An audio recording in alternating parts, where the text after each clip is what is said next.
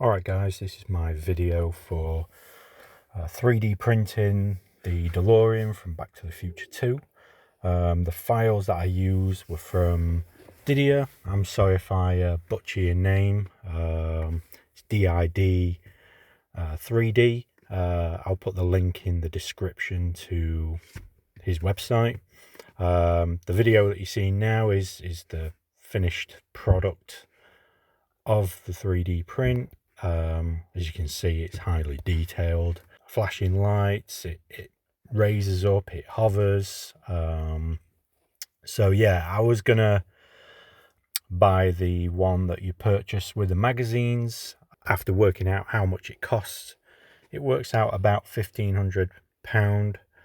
So far I think I've used about 4 rolls of filament, about 15 quid each, paints and bits and bobs, things like that. So a total disclosure from myself, I'm a complete novice when it comes to 3D printing, airbrushing, painting, making YouTube videos. So everything's quite new to me. I'm just learning as I'm going along. This first part just contains pictures really from the start of the project. I didn't take any videos really because I wasn't going to document it, but seeing as how long it's taken me, which is probably about 7-8 months so far, I've only just started to take some videos quite into the project. So you'll see some of the photos shortly, which I'll narrate over. So let's see. So this part here is when I did the body. It printed in 3 sections. Took about 20 hours each for each section, just on a FDM printer, Bambu P1S. After that, joining them together, it took a while to remove a lot of the supports from the body. And then once I joined them together just with some super glue, I filled them with some milliput filler and then sanded that down to create as little lines as possible. It's not perfect by any means, but if I want to be a perfectionist, it would take even longer.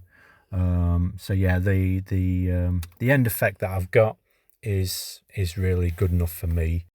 I then sprayed the car with a filler primer just to fill some small imperfections, and then I sanded it down again, sprayed it with black gloss all over, and then finally did the silver coat on top, and didn't do anything after that. I didn't lacquer it or anything like that. I've left it just as a silver, and I thought it looked okay. Good enough for me anyway.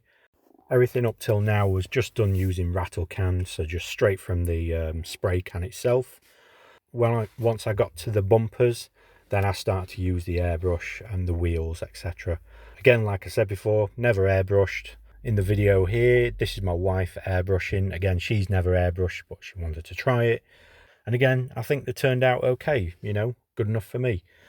I bought some AK Real Colour markers, which are basically just paint in a marker pen, just to do the tyre wall writing, which turned out pretty good.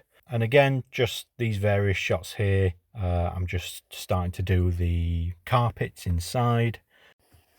And the manual for the project as well is really good. It's detailed, so even down to the carpet templates are there. So you just print out the carpet templates, put it against your felt or whatever material you're going to use, draw around it, cut it out, and yeah, there's a little bit of fine tuning to do, but yeah, goes in pretty much straight away.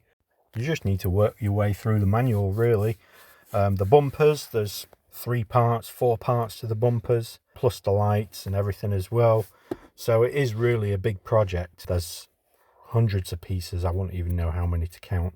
And as you can see here, here's some details of the flux capacitor, and inside of the car, all the details, the fire extinguisher, the piping, everything like that, even down to the very small stickers that go on the components. They are a bit of a pain to go on, but again, just take your time and they'll go on okay. This section here was a bit of a pain, but I enjoyed making it. It's got 9 LEDs in the flux capacitor, the center part. It's got 1 LED on the left hand side, and it's got 2 LEDs on the right hand side in the green, orange and red section. So like I said, this is my first video of probably many. The other ones will probably have more videos in because, as I said earlier, I did not document a lot of this stuff. I've only just started recently documenting it. So the next video should have some actual videos of me talking in it rather than narrating over pictures. And yeah, I'm just using this as help for people who are thinking about taking the project on. Again, I've not taken anything on like this before. It was a bit of a learning curve, steep learning curve. Yeah, there's plenty of help out there. I'll leave links to the Facebook group. And thanks for watching. See you in the next video.